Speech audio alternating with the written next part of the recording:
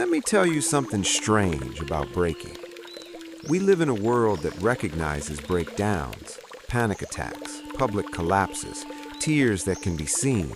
Yet some people break quietly. No slammed doors, no dramatic exits, just a slow internal fracture that no one else notices. And here's the question that lingers beneath polite smiles and "I'm fine." How does a soul begin to break while the person keeps functioning? It's easy to assume that if you're still showing up, still working, still answering messages, you must be okay. But that's not the full picture.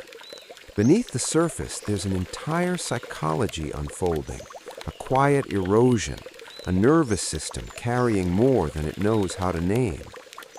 See, for some people, breaking doesn't look like falling apart. It looks like holding it together. From the outside, you seem steady. You wake up, you reply, you attend meetings, you laugh at the right moments, you remember birthdays, you keep your promises, you become reliable in a way that makes others feel safe around you. They would never guess that something inside you feels brittle. You don't scream, you don't collapse, you don't ask for much. If anything, you ask for less. You say, "It's okay." You say, "I can handle it." You say, "Don't worry about me." And maybe you even believe it.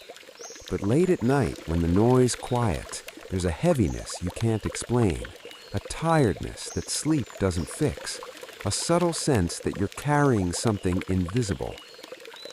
Psychologists have found something fascinating about this kind of internal strain. It doesn't always express itself as emotional chaos. Sometimes it manifests as over-functioning, as hyper-independence, as emotional self-containment. In other words, the soul doesn't always break loudly. Sometimes it breaks politely. You start adapting in small ways. You lower your expectations. You shrink your needs.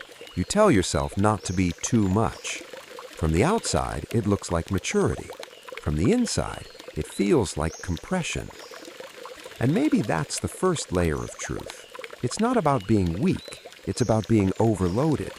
Because when you've been the strong one for too long, breaking doesn't feel like an option. It feels like betrayal. So you don't break outwardly, you break inwardly. Maybe you recognize this pattern. You become the person others lean on, the calm one, the rational one, the emotionally stable one.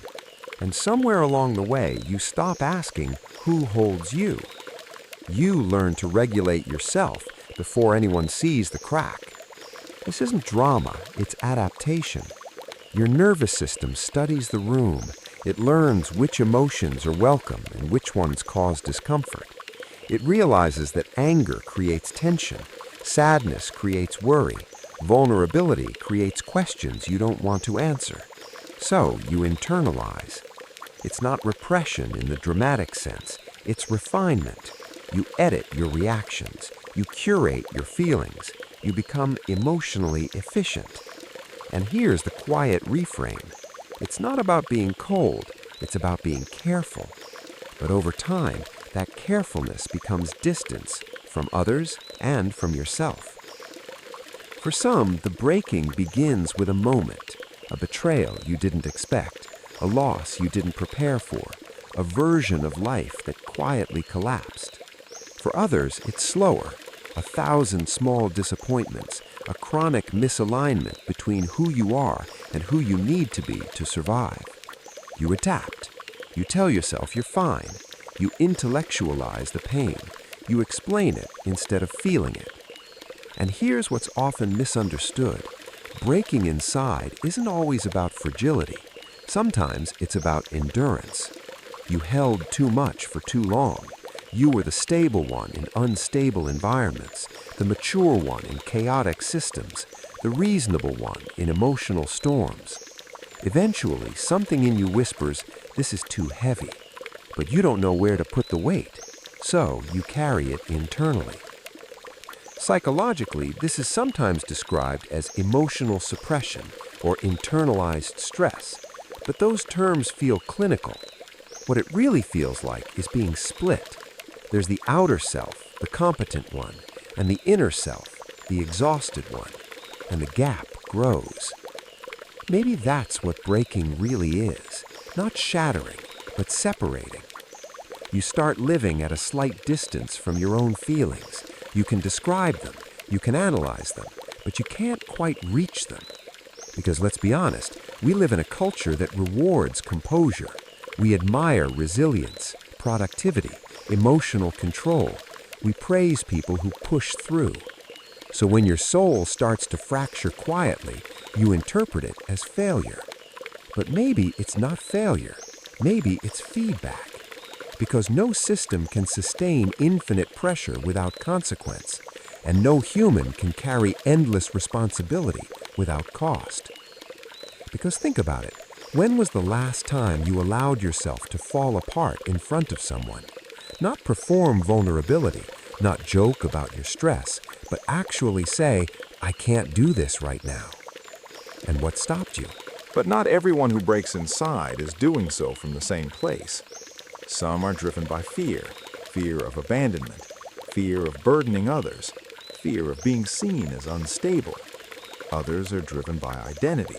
They've built their sense of self around being strong, around being dependable, around being the one who doesn't need help. And here's the paradox. The very strength that once protected you can become the thing that isolates you. In a world that constantly says, be resilient, admitting fragility can feel like social risk. So you choose silence. There's a deep philosophical undertone to that silence, because breaking inside forces you to confront a question most of us avoid. Who are you when you're not functioning for others? When you can't perform competence? When you can't provide stability? When you can't be the strong one? Who remains? This is where the soul trembles, because identity built on usefulness is fragile. And when exhaustion strips away performance, you meet yourself without roles. That meeting can feel terrifying, but it can also be clarifying. The longer someone lives with internal fracture, the more sensitive they become to authenticity. Small talk feels heavier, pretending feels unbearable. They crave depth because surface interactions require too much acting. Colors feel muted when you're disconnected from yourself, but moments of honesty feel almost sacred. Maybe that's the transformation hidden inside the breaking. You begin to see where you've abandoned yourself to maintain stability. You begin to notice where your yes meant no, and the fracture becomes a mirror. Research on chronic stress shows that prolonged emotional suppression activates the body's threat systems, elevating cortisol, increasing amygdala reactivity, straining the nervous system over time. In simple terms, the body keeps score. When emotions aren't expressed outwardly, they don't disappear, they go inward. They become tension, fatigue, a quiet sense of disconnection. This isn't weakness, it's biology. The soul breaks when the nervous system carries more than it can metabolize.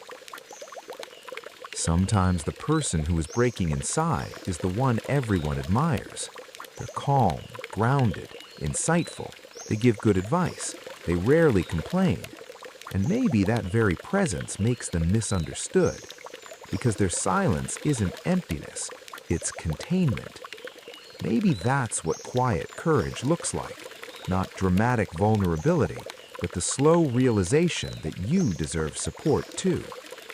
Real confidence isn't the absence of breaking, it's the willingness to admit you're human. Maybe that's what healing begins with, not fixing, not optimizing, but softening. There's something sacred about the moment you stop pretending you're invincible. Something sacred about saying, even internally, this is heavy. Because in a world obsessed with strength, tenderness becomes revolutionary. And maybe the soul doesn't break to destroy you. Maybe it breaks to reveal where you've been too rigid. Because bones that never bend eventually snap, but structures that allow softness endure. So the next time you notice someone who seems perfectly fine, remember, breaking isn't always visible. And the next time you feel yourself holding everything together while something inside feels fragile. Maybe that's not weakness. Maybe it's the soul asking for gentleness. Because being strong doesn't mean being unbreakable, and breaking inside doesn't mean you're broken beyond repair. Sometimes it simply means you've been carrying too much alone. And maybe, just maybe, the most courageous thing you can do is let one small crack be seen. In the end, the soul doesn't break because it is fragile. It breaks because it has been strong for too long.